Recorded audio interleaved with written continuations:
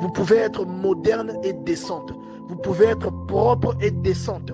Vous pouvez bien vous habiller dans la crainte de Dieu, mais vous êtes aussi belle. Vous voyez, je prie vraiment qu'une sœur comprenne cette parole. On ne vous demande pas de porter la robe de Marietou ou de porter les robes de tralala qui descendent jusqu'aux chevilles. Ce n'est pas ça. Il ne faut pas mal comprendre ce que l'on dit.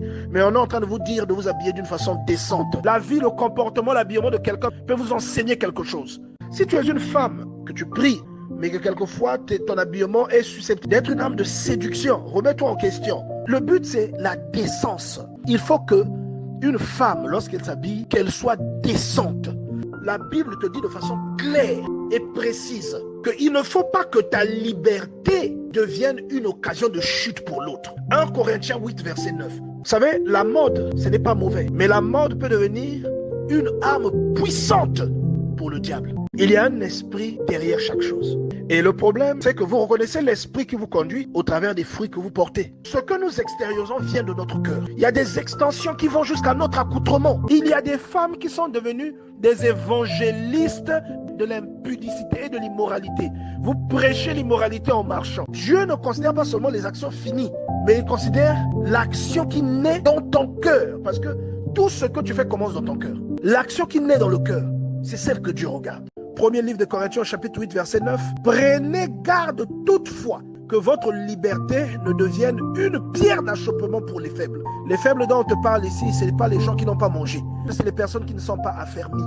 Dieu ne te condamnera pas parce que tu es belle et que quelqu'un est séduit en te voyant. Mais Dieu te condamnera lorsque tu exposeras volontairement ces critères de séduction et que cela fasse tomber quelqu'un. Et ce sont des choses qui doivent faire la joie de votre conjoint, que vous exposez. Tu n'es pas responsable si tu es habillé normalement et que quelqu'un te convoite à cause de ton visage.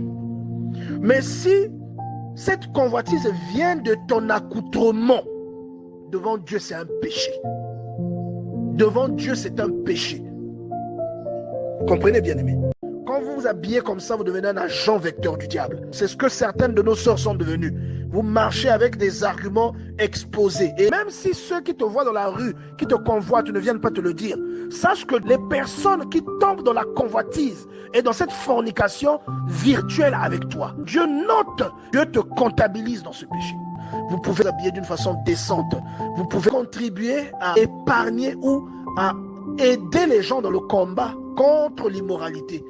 C'est pourquoi toi, la femme qui t'habille correctement, en fait, tu aides la personne qui est censée fuir ces choses. Donc, si vous convoitez une personne dans votre cœur, Dieu comptabilise ça comme acquis. Et même si tu ne commets pas certaines actions, mais dans le cœur, ce que tu fais, l'émotion peut te bénir autant qu'une action réelle. Tout comme l'émotion peut te conduire en enfer autant qu'une action réelle. Tout ce que nous faisons, le point de départ, c'est notre cœur.